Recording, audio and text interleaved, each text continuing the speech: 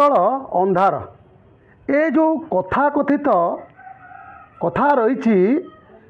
ए कथाटा एक उपात अंचल नुह ये जो स्पष्ट जो चित्र आम देखा जाऊँ ए चित्र कटक जिलार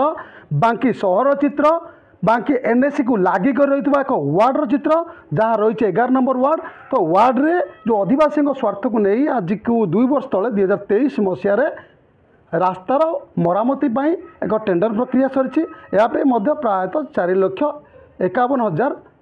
ठाରୁ ऊर्ध्व टंका व्यवहार कराई आ ठिकादार जे ताकू काम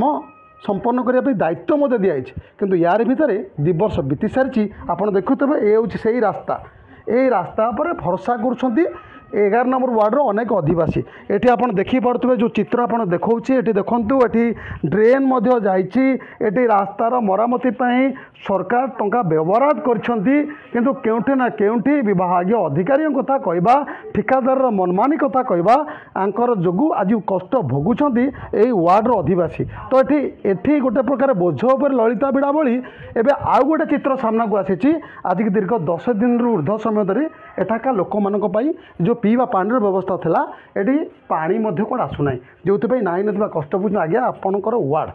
आपण वार्डर स्वार्थ को नहीं सरकार व्यवहार कर रास्तार मरामती रास्ता मरामती कम संपन्न होनी रास्ता मरामती कम होनी पानी 10 दिन है आसुनी आम हैरान होमती हैरान जावास कर भल चाहूँ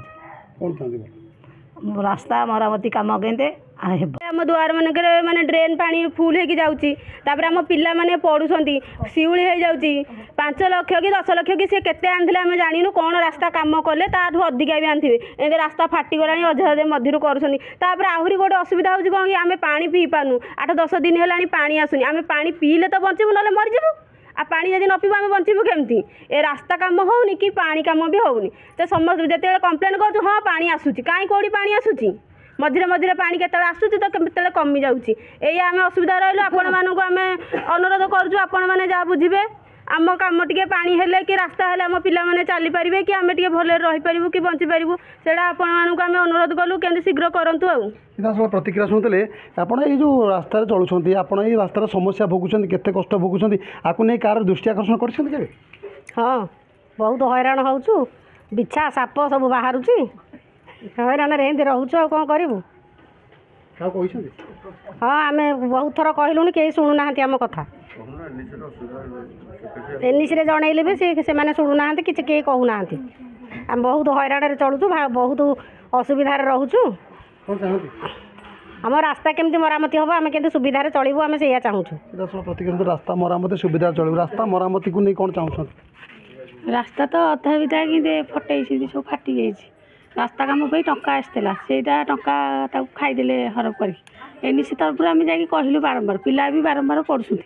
आउ ये तो करती आ कौन कह कि सरकार को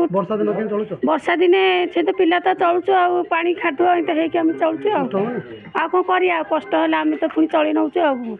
सरकार तरफ कहूँ एति अनुरोध करुँ से कमटा कि भले भले आम